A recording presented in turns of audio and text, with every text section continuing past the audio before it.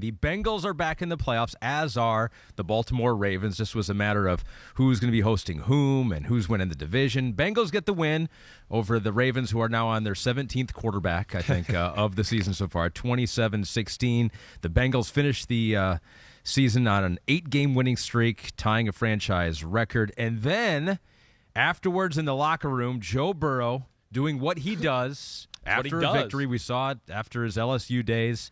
There he is, smoking a cigar. Is that him in the front there? That is. Focus? You don't know what Joe Burrow looks like? Well, is that him in the front, the cool white guy that has a big cigar in his mouth? He's out of focus. It was like they were trying to just get a shot of the people behind him, and then Joe's like, no, this is my time to shine. Well, yes. that's where Joe's cool. He's like, focus in on the lineman behind me and make me blurry. Okay? Yeah. That's where he's. They'll know who I am except for Ahmed Fareed. Everybody else will know. Or he's just like, Joe just passed through my shot without noticing. But look at this hot off the press and right then, here. yes, Morgan here walks in today, repping Joe Burrow. I like it, Morgan. I like it. Big Joe Burrow fan with the sweatshirt from his. I guess I'm the only one that didn't get a memo to wear a football sweatshirt today. You've got your black. So I should have worn the Giants. I should have worn a Daniel Jones. I know. How could you? Yep. You were seriously exactly. You dropped the ball in this one, Morgan. Awesome, well Morgan. done. Good job, Morgan. Awesome.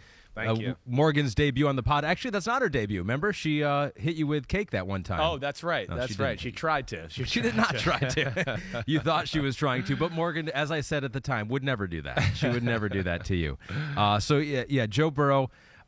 I think you look at the Bills, the Chiefs, right? But the Bengals, you've said. Yeah, go ahead. What do you think? You said you think they're the most complete, have the fewest questions. Yeah.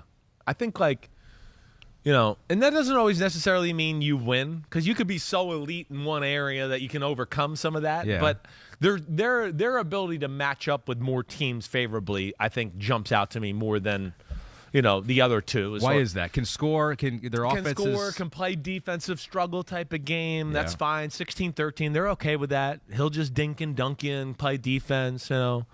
They can stop the run. On defense, they can really match up against anybody. So even if you're a great passing team, they can go, hey, we're good at that. And if you're a great running team, they can go, well, we can stop that too. So that's where they're different. Mm-hmm. And offensively, they're just you've heard me say it. Yeah, they're explosive, but they're also a ball control passing team. We saw that again yesterday. I mean, what? Who? 17 plays, 63-yard drive to start the game? Right. That's what I was saying. I was sitting there watching, here goes the ball control pass team. He would just go, you're going to play zone. I'm going to dink it here and dunk it there, and I'll run for 5, and I'll dink it there. And, slowly but surely the team gets frustrated, and all of a sudden it's, Jamar Chase for a 25-yard gain down the sideline because they played man-to-man, and then they go, oh, shit, we can't play man-to-man. Let's go back to the zone. So that's where, they're I think I hold that even across to the, even if they cross over to the NFC, right? I think they match up in totality better with certain teams. But that doesn't mean necessarily that I think their offense as dangerous as the Kansas City Chiefs, right? Or maybe they don't even have some of the guys who can make plays in big moments like the Kansas City Chiefs. But I just think overall schematics team, I don't ever look at a spot and go, ooh, that worries me against this team this week. Right? Well, you hear me against Baltimore every week. Baltimore, they're big, they're physical, they're going to run on it. I don't worry about that with Cincinnati. They can play that game. And that's what they did yesterday. It's a weird game, Ahmed, yesterday. Weird. Because they jumped out. Then you're going to play them the next week. Yeah. Baltimore wants to fight to get back into the game because they want to go, wait, we were third-string quarterback and we made it a game. So if we have Lamar next week, we can go in there and beat them, right? And then Cincinnati's also like, we took the lead and we want to save ourselves for next week. So there's a lot of things there. It's hard to gauge the game emotionally a little bit. But I do give Baltimore credit for hanging in there and continuing to fight. I mean, that's what they do. But I just wonder, what I'm interested to see when I watch the film is just did Cincinnati go all in? Did they get conservative in the second half and just go, let's go to the basic plays of the playbook. Let's not show them too much. Yeah. Those are things I need to figure out and watch it back. They really didn't do anything offensively after, they had another field goal drive. Exactly. But after their field goal touchdown.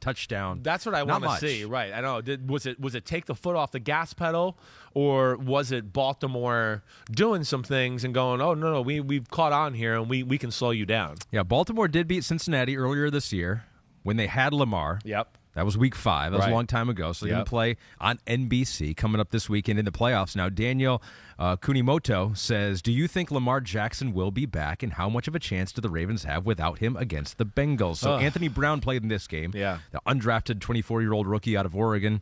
Had a couple interceptions, a fumble. I mean, you just don't expect. I mean, if he has to play again. No, I think we'll see Tyler Huntley. You do think if we'll Lamar see can't come play? So what do you think? I mean, like Lamar, we don't know. We don't know. It's like we haven't heard he's close, he's this, he's that. It almost, I don't know. It's something weird seems to be going on there. Yeah. And we all know the contract stuff. Well, I think that plays into it, right? Do. You know, if you're not paid and whatever else, and you're 85%, are you really going to go all in and go, yeah, I'll go out, guys. I'll go play. And I think there's part of that. You know, and I don't necessarily want to blame the Ravens in that discussion too. I think that goes both ways there. You know, from everything I know around the NFL, those conversations have been hard. It's been hard to figure out some of the details to get the contract thing going the right way. And then, yes, what I've been told, I told you off air a little bit. You know, last week, the knee wasn't good. It was still very swollen. So I don't know what to expect. And I get the sense that the Ravens don't really know what to expect because, yeah, he is injured. Yeah, he is Superman. And, yeah, there is the contract situation. So I think they're trying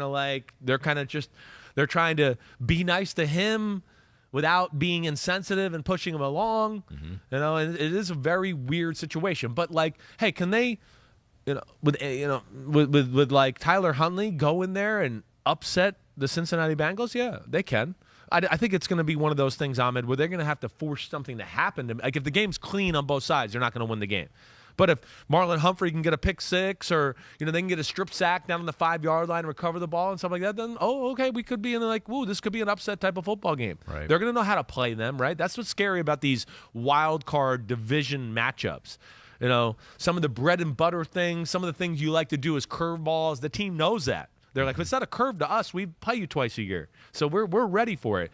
And that's where it can be scary. But, like, as far as the rest of that question, can they make a serious run in the AFC playoffs without Lamar Jackson? I don't think so. No, they need something else to help that offense. It can't just be overpowering run game to get to the Super Bowl. It's not like they have that elite defense that can keep them into games. It's a good defense, and they play it the right way. And like you saw yesterday, I mean, they can stop the run. We know that. You know, they're good in pass coverage. But yeah, they're not the Ravens of the past where you can go, oh, well, if the game's 13-all, the Ravens are going to win it. They're going to run, and their defense is going to be unstoppable. It's not quite that dominant. Thanks for watching, homies. Hit subscribe to see all my unbuttoned videos. You get to see me, Ahmed Fareed, all the big player breakdowns, game breakdowns, player interviews, and my film analysis. So please subscribe. Chris Sims Unbuttoned. Peace out.